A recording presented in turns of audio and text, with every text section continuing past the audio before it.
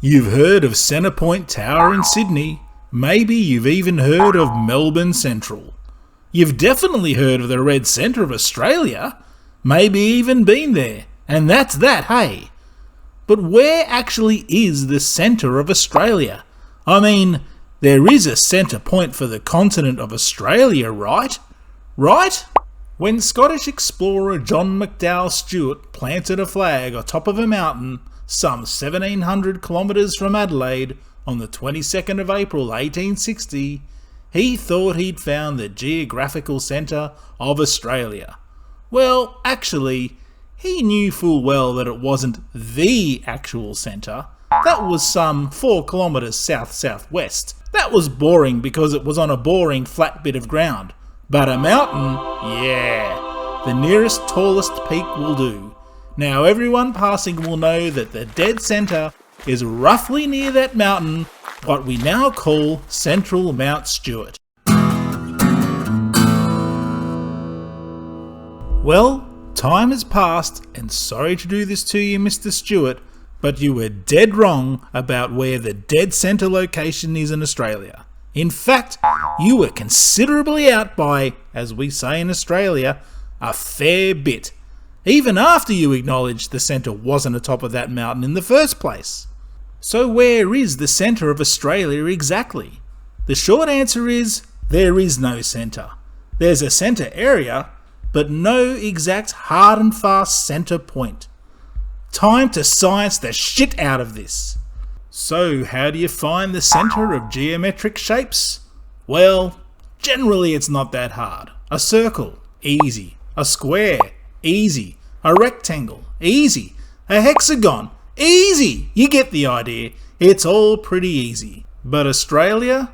Not so easy. It's not neat and tidy like a circle or a triangle.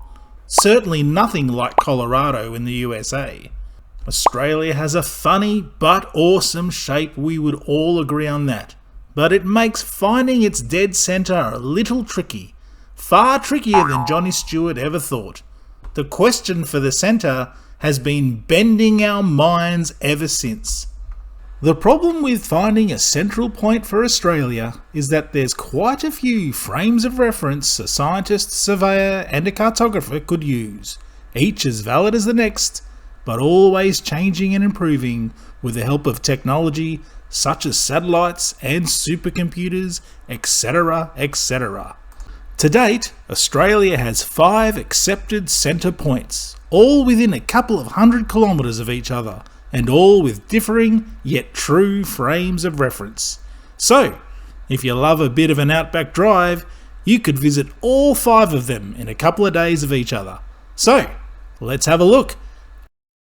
If the whole of Australia's mainland could be balanced on top of Sydney's Centrepoint Tower, where would it sit? I'll tell you where.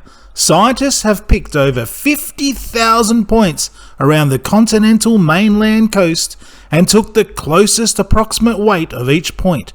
They summed it all up using some tricky university level maths, which is way above my standard, and found a point in the middle where all that weight would be distributed evenly in an outwards direction. That point turns out to be near the very tiny Northern Territory town of Papunya. The Lambert Gravitational Centre is named in honour of Dr. Bruce Lambert, who did a great job surveying Australia during the 20th century. But the guy who actually calculated this point was a certain Dr. C.T. Madigan, we presume. Dr. Madigan was a clever man. He pretended Australia was completely flat with the altitude equal to sea level. He chose 12,500 points instead of 50,000 around the coast, and he did an amazingly good job. This spot is not far from Alice Springs along the ye olde Finke River in the Northern Territory. Firstly, what is a geodetic point? It's kind of a point that is considered to be fixed and unchanging, and it takes into account the topography, coastline shape, and the centre of mass of a continent. In this case, that continent is the Australian mainland. Located near Mount Kavanagh Station, near Colgara in the Northern Territory, this point was named in 1965 after another big survey of Australia was completed. And who was this Mr. Johnston we speak of?